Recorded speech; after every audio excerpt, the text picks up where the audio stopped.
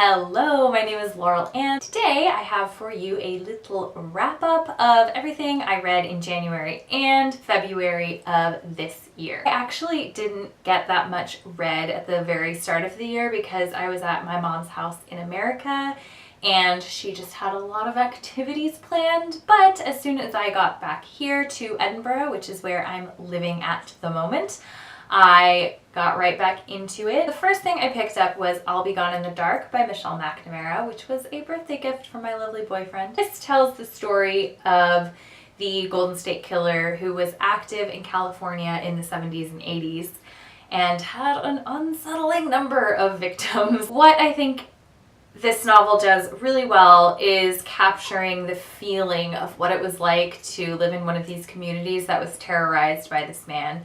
And it also empathizes with the victims really, really well. It's not sensational at all. You get to see every victim as a real person. Unfortunately, Michelle died before she could finish this book, so what we have is compiled from her notes and drafts and other things that she had published. Like, she wrote a lot of articles for various magazines and newspapers and her blog, but the very last section in here is just straight up written by her research associates, and that part, I'm afraid, is quite dry, but it is important because it goes into how she thought the killer could be caught by using familial DNA, which is actually how he was caught in the end after this book came out. And a lot of people attribute Michelle McNamara with reigniting the interest in the case and getting that case solved. So good job, Michelle. The next thing I picked up was Dead Girls by Alice Bolin, which I picked because I thought it would be a nice chaser or follow-up to I'll Be Gone in the Dark,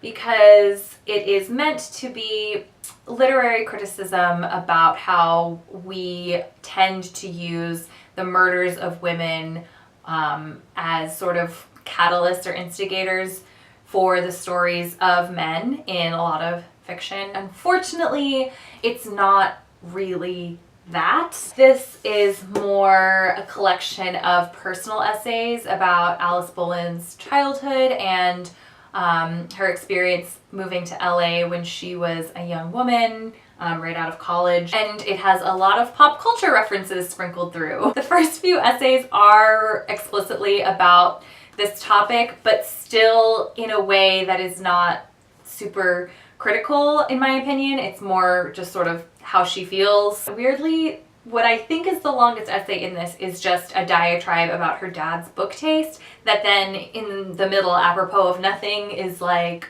is my dad autistic? Maybe. That's not to say that this book is terrible. I think it's pretty good. It was a good essay collection. Alice Bolin certainly has a way with words. It's funny at times, and there are some really good nuggets of ideas in here, and it did make me think a lot.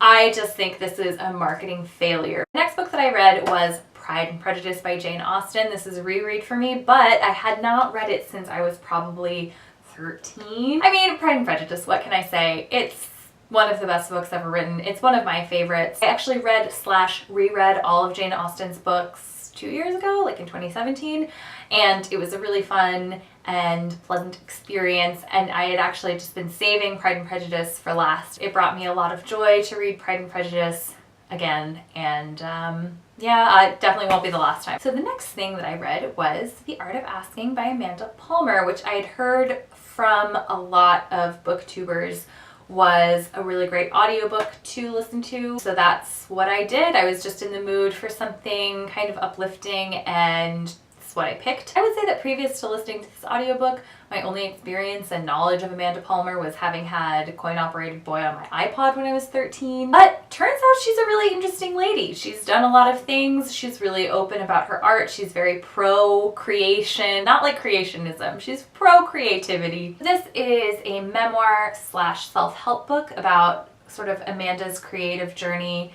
and also about how being an artist is contingent on being able to ask for and accept help. When I went into this book, I didn't really think I would get a lot of, self-help out of it because I saw myself as someone who wasn't afraid to ask for help. I think I'm pretty good about reaching out to friends and family when I need something, but something that she brings up that I'd never really thought of before is the idea that putting art into the world is in itself asking for something. You're asking for permission to share, and you're asking for people to listen to you. I feel like it's actually reading this that made me feel like it was okay for me to do this. It's something that I've been thinking about for a really long time. Before, I had always kind of felt like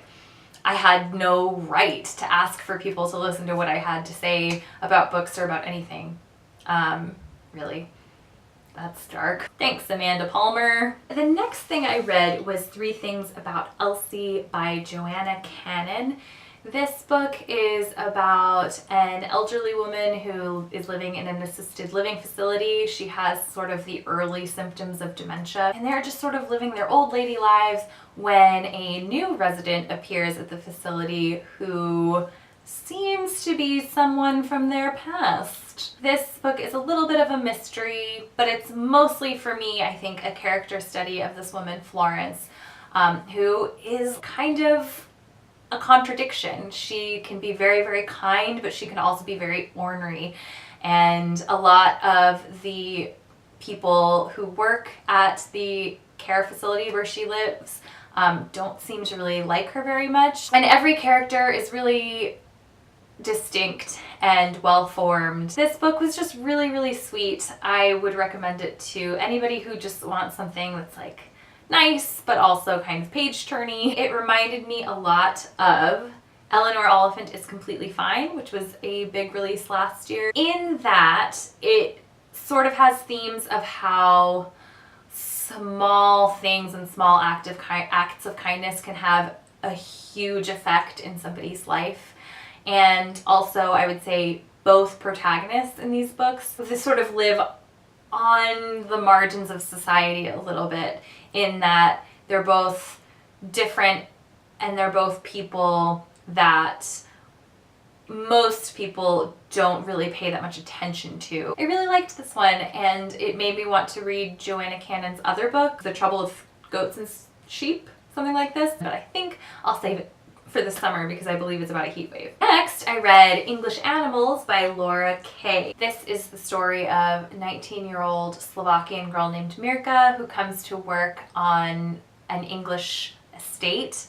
I feel like estate has different meaning in the UK, but big house with a lot of land for this young couple, Richard and Sophie. She is initially hired to assist Richard with his taxidermy business, but then it turns out that she has a surprising talent for taxidermy. Really, the main focus of the book is the relationships between these people. And it's very skilled at this in that the world of this novel is very insular and kind of claustrophobic at times, and this triangle between these 3 people gets very tense, but it's also a very loving relationship on all sides.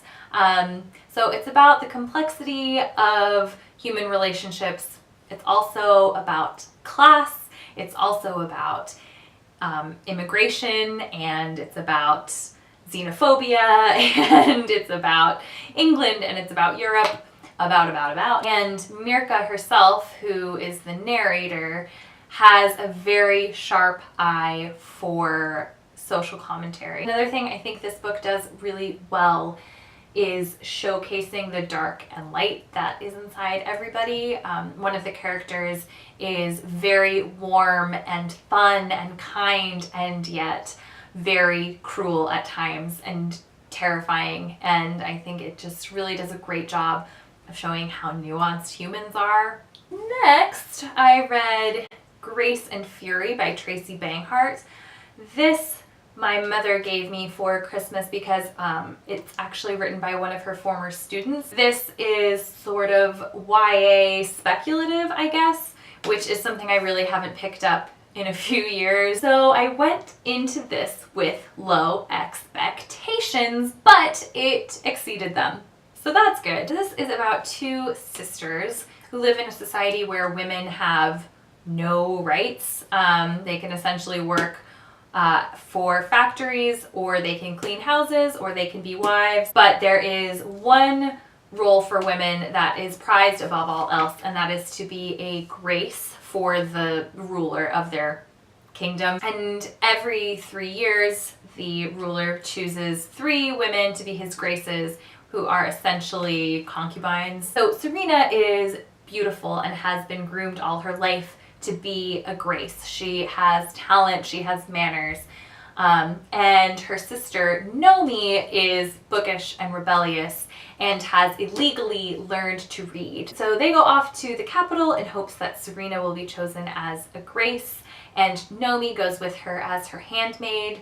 And of course, things don't go exactly to plan. Nomi, who starts out very fierce and rebellious, ends up in a situation where she is completely out of her wheelhouse and is shown that maybe she depended more on her sister than she might have thought. This has like some pretty major like Hunger Games elements. It has sort of Handmaid's Tale elements. Yeah, this was good fun. It's readable. That sounds really bad, but you know what I mean. Like, it was readable. It was fun to read. It kept me going. One thing that I don't love about this is that both girls have a romance that I just don't think is that necessary. This is the first in a duology, and I think I will read the second one when it comes out. And the very last thing I read this month was Reservoir 13 by John McGregor.